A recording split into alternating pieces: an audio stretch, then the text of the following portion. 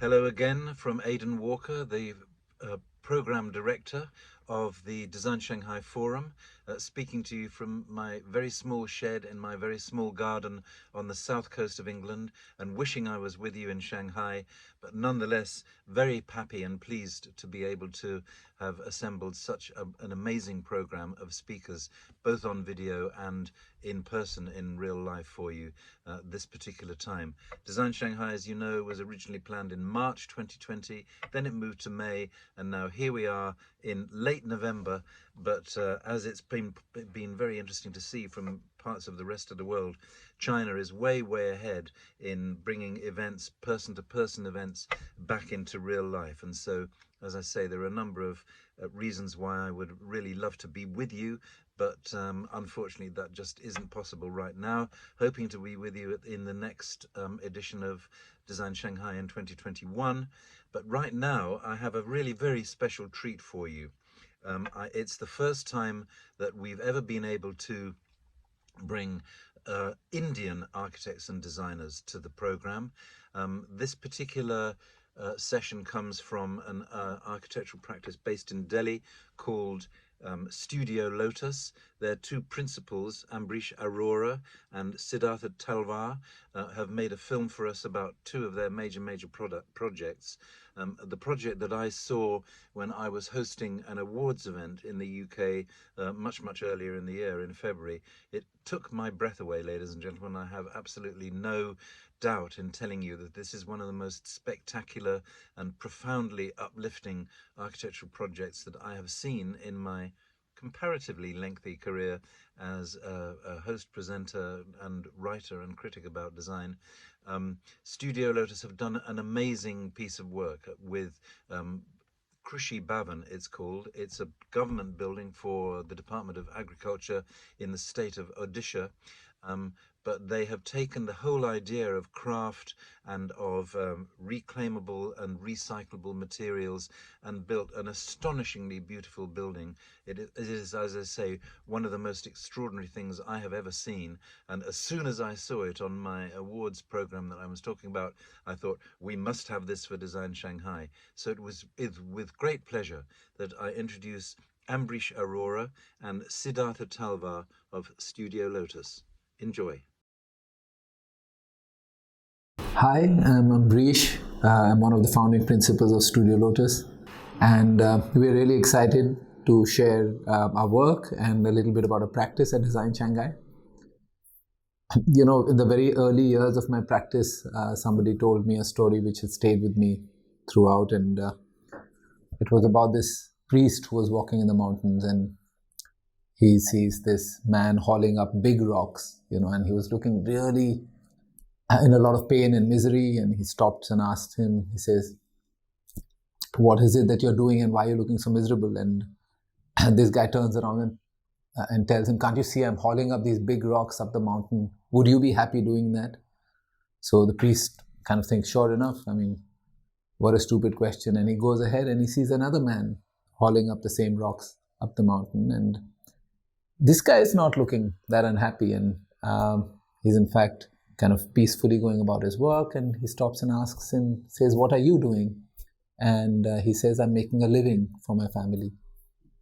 And the priest goes, and then he walks further ahead and he sees a third guy hauling up even bigger rocks up the mountain, and he's running up and coming down, and he's super excited, and the priest is really intrigued. What's this guy up to? And he stops and asks him that, and this chap turns around and says, I'm building a church for my master. And that story really stayed with me, and it really, brought alive for me the importance and the critical aspect of finding meaning in what we do.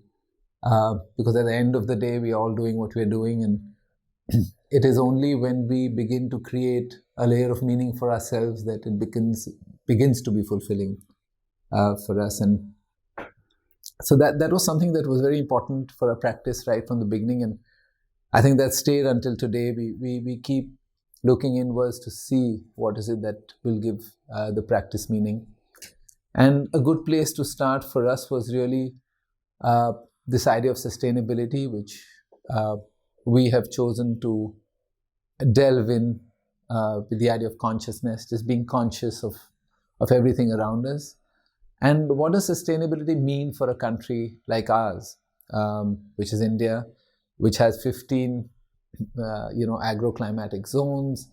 It has 80 kind of distinct cultures, regions with distinct languages, uh, distinct food types.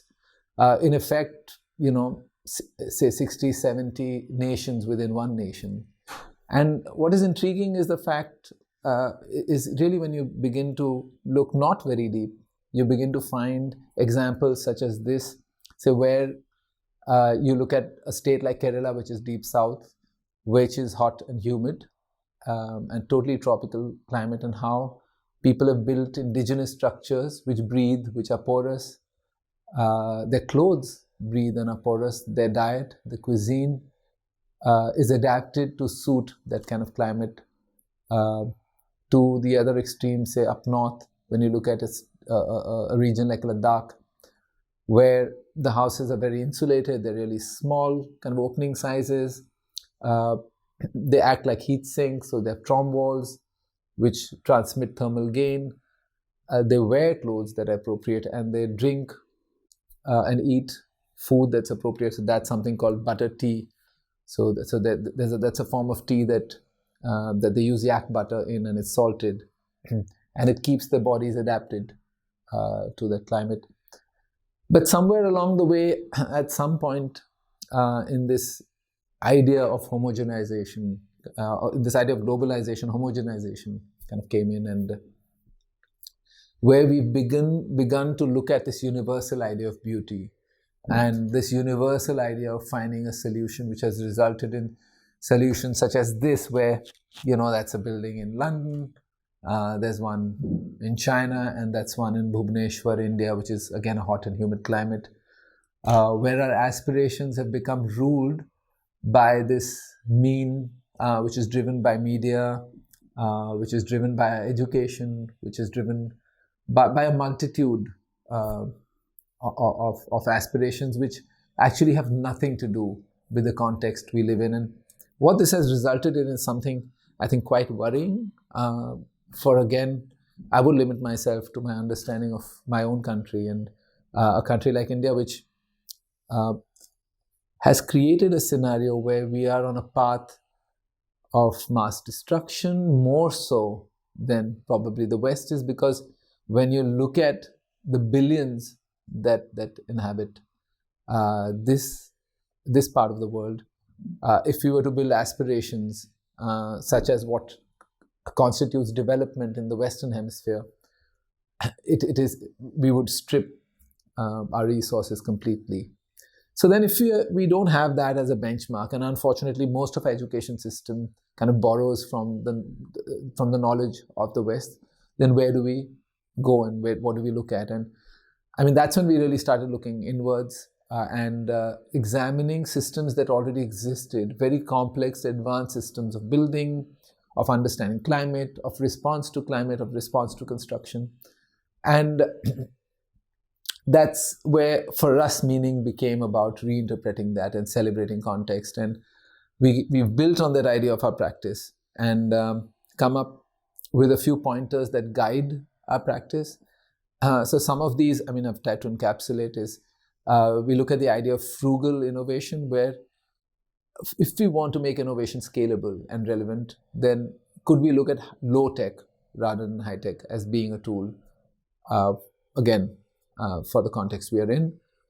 How do we adapt and reuse buildings en masse? So it's not about just historic value, it's about just the sheer amount of built space, about the enduring legacy of some of these, and continuing to examine how does this idea become more and more scalable. And when we build new, then can we build in a manner that's more enduring, or perhaps more flexible? One of the big things, because we do understandably, I mean, whether we like it or not, a big part of our practice is about catering to the segment of luxury. Then could we redefine luxury? Could we look at how we make the local aspirational? Can we make fresh? Can we introduce fresh thoughts into what was considered traditional? And to that degree, do we also have an opportunity to begin to look at the idea of including more and more people in the construction process? So kind of veer away from the direction that the West has taken of trying to exclude human beings from the construction process, considering India has the largest repository of skilled and semi-skilled human labor. Do we begin to look at them as a resource to tap into rather than look at construction processes that minimize human intervention? And that's quite counterintuitive for most people in the West, but that's become a very big part of our practice and our discourse. And these are certain aspects uh, of our work that I would like to examine. And my partner Siddharth and I, we'd like to walk you through a couple of projects which exemplify the way we've approached these aspects. So, a little bit more about us. We are about 60 to 70 people practice from people from multiple backgrounds: architects, interior designers, engineers, even graphic and textile designers. We work out of a small space in an urban village called Lotus in New Delhi. It's kind of, again, an adaptive reuse project. So it used to be an old house, which we've slowly expanded into and converted different parts of this house into different parts of the studio. We have a lovely veranda that overlooks a courtyard. A big part of our practice is really building or creating activities that help build our culture and us as a unit. So even the way we've designed our office, there are no cabins for the principals. Instead, we have multiple meeting rooms which can be occupied by anyone, and whoever needs privacy at that point in time. Otherwise, there are shared kind of desks. We all work, of course, work in this seamless space, and we eat together. So we have a kitchen, and we have a cook who's been with us since the beginning, who's now got an assistant to cater to this large team. So every afternoon, we have fresh home-cooked food for the entire team. We do a lot of activities to learn together. So we believe if you learn and eat together, then you stay together. And that's, I believe, what has kept us together on this path. And in terms of work, I don't think we limit ourselves to typology. We've been very, very fortunate. What we really end up doing now is we're engaging with master plans, and we're engaging with interiors. We've even worked on furniture. And for us, really, the entry point for a project is the story the project seeks to tell, and a big part of the story is the process. So the process we build with, the materials we use, and the process that gets implemented in order to achieve the end result. And a big part of the way we work is allowing for the process to be fluid and emergent. So contrary to a deterministic project where every single detail is resolved up front, I think because the construction process here is very driven by hand in order to make it more inclusive and richer, we are working with models that allow for a final idea to be formed as the construction process is on. So through a process of extensive prototyping, iteration, learning, and again implementing. So that's broadly it. I'm going to try and illustrate it. I will walk us through one project, a recent project, which is a competition entry that we won a year and a half ago in one of the most significant forts in India. It's in Jodhpur, called the Mehrangarh Fort. It's a 15th century fort on the top of a hill in the city of Jodhpur. Jodhpur is called the Blue City. Rajasthan has several historic cities, and Jodhpur is one of the most significant ones. So for us, it gave a tremendous opportunity to examine the idea of creating something new in the context of something that's so majestic and so powerful and so historic. And the approach we took was looking at the parameters that would define the solution that we're proposing. So we chose to go beyond looking at the solution as a building or a master plan, and began to examine the opportunity to create a new way of building that would be appropriate as a solution going forward. So what these aspects really addressed and our key concerns were: how do we pay obeisance to the majesty and history of the fort? So the building itself is a visitor center. So the role of the building is to serve as an entry plaza, an entry portal for visitors coming to the fort, for them to get oriented to where they're going to, and very, very functional aspects such as ticketing, a cloakroom, rest facilities, and so on and so forth. So that was one aspect we looked at. Beyond that, we said, could we create something that borrows from historical elements and yet has a distinct identity, that is an identity of today, and is relevant to the current period? So it's unique to the degree that it doesn't try and ape the way the fort was constructed, because that's not really relevant today. And yet it uses local materials and skills. Now the skills are timeless. So the same guys who helped build the fort, the same skills have been passed on generation to generation, and that's the beauty of it. But a lot of these skills have become redundant because now people have moved away from building with stone in that region to building with cement and concrete. So is there a way to revive using those skills in a manner that's relevant for today? So these are the aspects we began to examine, and the solution we came up with was more looking at the project more like a framework of a building system that allows for the solution to be modulated as needs emerge. So with the advent of technology, what we anticipate is the way ticketing is done and the way security is handled, etc., is going to ongoingly change. So could we create a building that is a building, and yet it's not a temporary looking structure, it's not a pod, it could be there for 10, 15, 20 years, but it allows itself to be modulated. Secondly, so the first aspect was really to site this building, and the section clearly shows that the building is sitting really lightly on this contoured terrain, and it's articulated as a datum of the ground plane of the fort.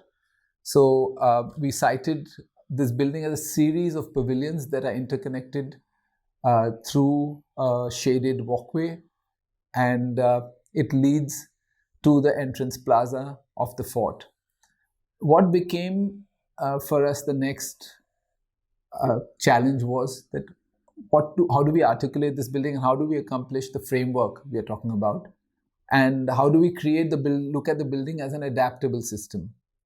So we came up with this idea of using a pre-engineered steel structure, but one that is that's not constructed using conventional heavy columns that are hauled by crane, but could it be a system of very light structures that can be assembled using 2 or 3 people at a time? So each section shouldn't weigh more than 80 or to 100 kilos.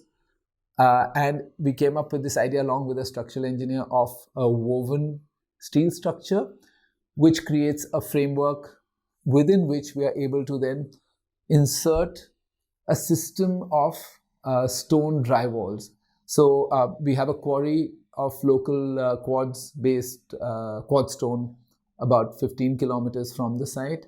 We went there, we understood what sizes they could work with, and we found a module of about 3.1 meters by 60 centimeters, which becomes a building block for this entire system of drywalls, which could either be used as a single panel, as an insulated wall, as a lattice structure, which is a typology that's of wall that is very, very common there to provide shading and ventilation together, and combine all of this in a manner that gives us windows, doors, floor slabs, and the roof slab as the situation demands. What we also found when we were examining the impact on embodied energy, of course, it's extremely low in embodied energy. The amount of volume of stone it uses is about 1/3 that of what a conventional stone wall uses, a dry stone masonry uses. And the U values that we could achieve, the thermal insulation values, were extremely high, almost thrice as much, 2 to 3 times as much as a conventional 30 centimeter stone wall, which is prevalent in the region. So this together gave us this solution, which we immediately moved into prototyping with. So that's a big part of our process. Is we very early in the stage we move on to 1:1 scale mockups. So some of these pictures that you see are of mockups being done at site, where there was a steel framework put up, and we started exploring the patterns that could form the lattice screens. Those are the dry walls that you see, how they combine to form the whole structure. That's an image of the flooring system, which is porous because it's an outdoor structure, so it allows the rain to percolate through to the ground, which leads to the rainwater catchment area at the lower side of the terrain. And those are explorations of the lattice screens that you see, where we've got, again, patterns that are derived from the fort but don't mimic them. So again, how does this structure begin to have its own identity? It's simpler, lighter, quieter, and yet has a refrain and kind of looks to the fort that it serves for inspiration. And that's how the final proposed building will sit on the ground. So as you can see, the road and the plaza opens up onto the roof slab of the building, which becomes a viewing platform. And it's like a step platform that goes and bleeds into the landscape, which is a rainwater collection lake. People enter the fort through this route, where the building serves as a portal. That's a view of the courtyard that you're looking at, and that's how the building sits at the foot of the fort. As you can see, the contour and the terrain kind of continues under the building. This building can be unbolted. Sections of this building can be unbolted and reconfigured, and that's how we hope the building will look at night.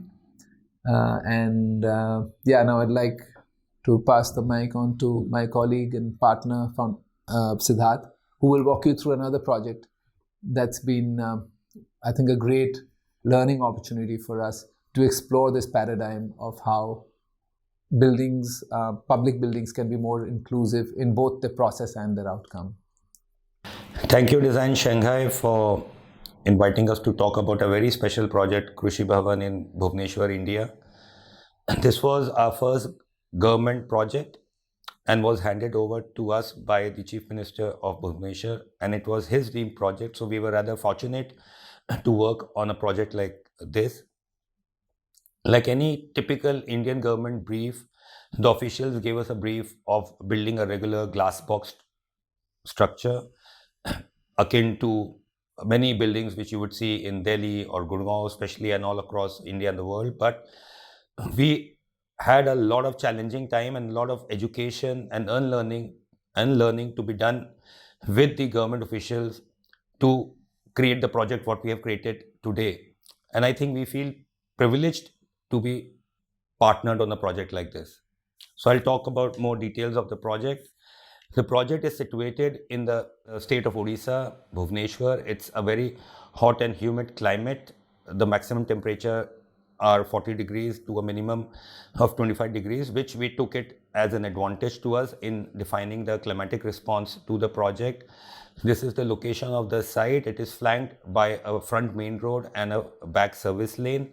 While the brief given to us was to create an iconic building for Odisha, for the new Odisha. It had to be iconic in nature. And we were already told that it needs to be inclusive by taking care of the farmers, who are the primary kind of collaborators and stakeholders of the project, apart from the government officials of agriculture and soil conservation.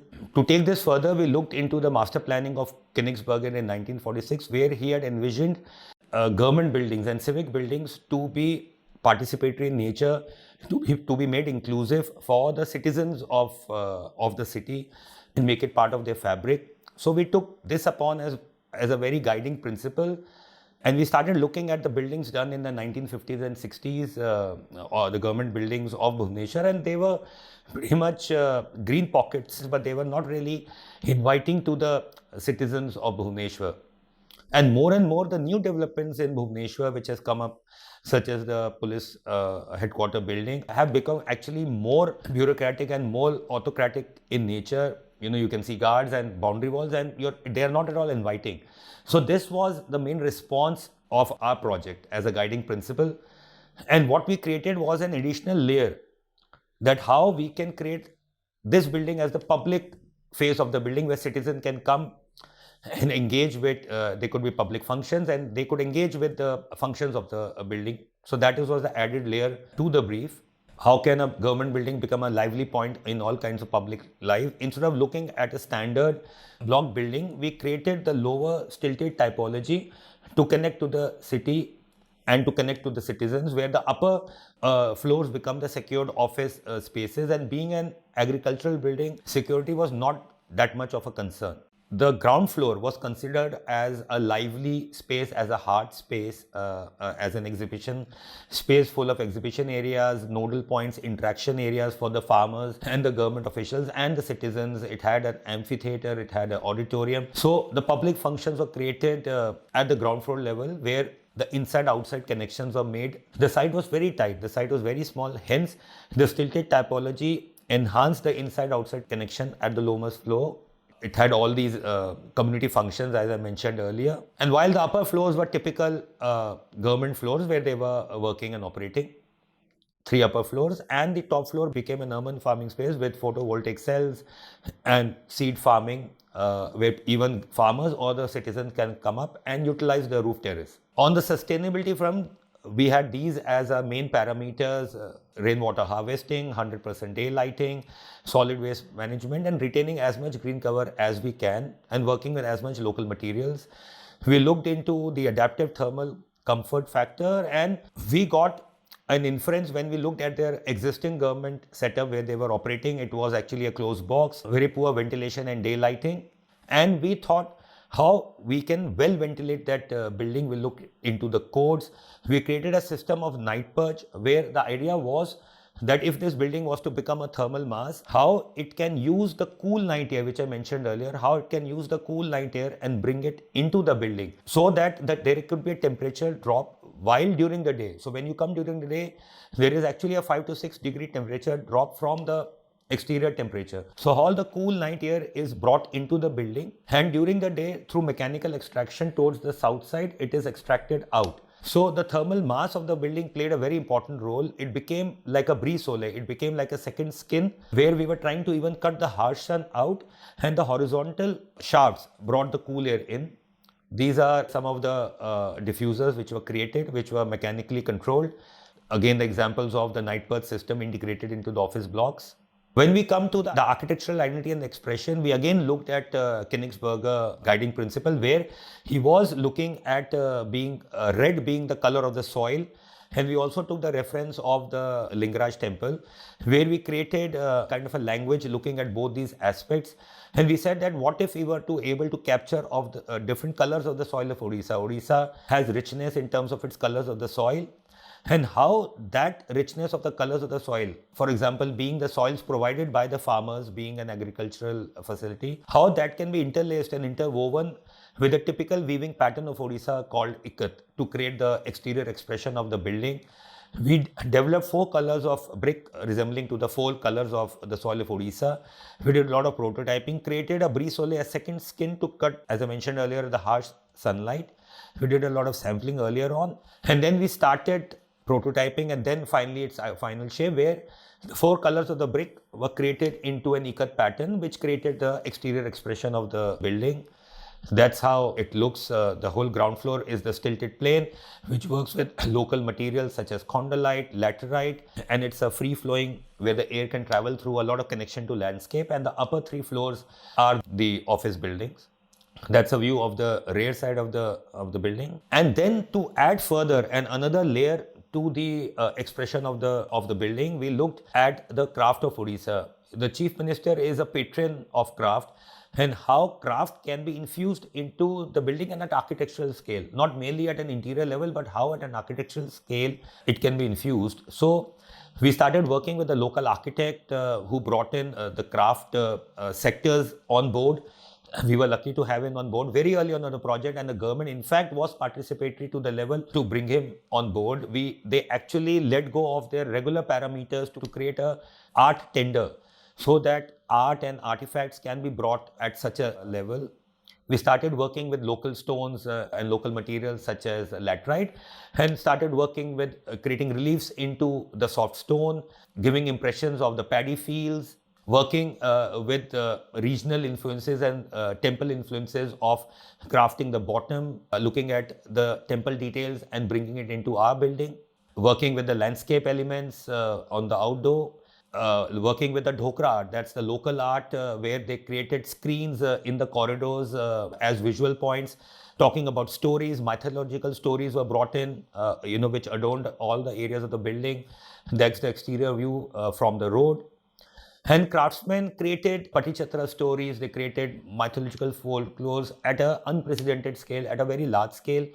We were again lucky to have about 50 craftsmen who worked for about 6 months. We were able to create a livelihood for those 50 craftsmen, and they were brought into a larger than life scale, where there were expressions in different areas of the building. Central courtyard was adorned by a crop calendar, which was talked about an annual harvesting season.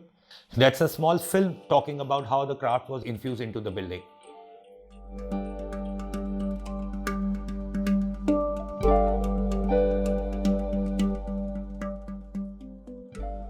We were quite excited, with the quantum of work that could be generated if artisans, if craft and architecture could come together. And I think that has been a big achievement, that this building project could generate work for about 50 artisans for a continuous 6 months. And we actually got artisans who had stopped working with the traditional skills. We convinced them to come back and to start working again.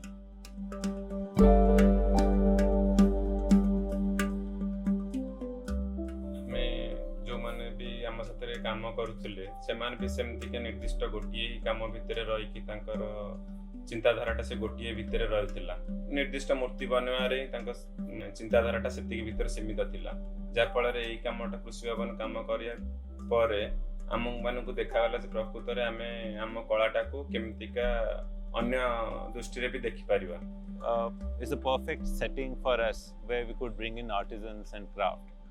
If you talk of farmers and if you talk about people coming from villages to this building, then we want to show them something that's familiar to their environment, and that is where craft comes in.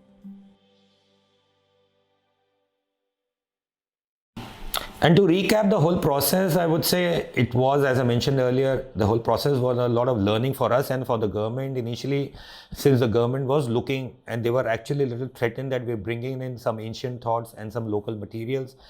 It's not futuristic, it's not modern looking.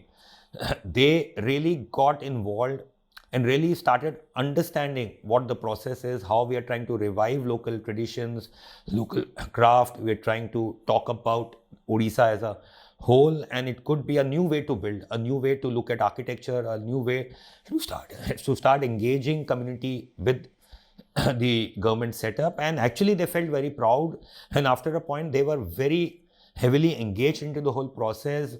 It's become a symbol of Bhubaneswar, a talking point where people come and meet and greet each other. Thank you very much.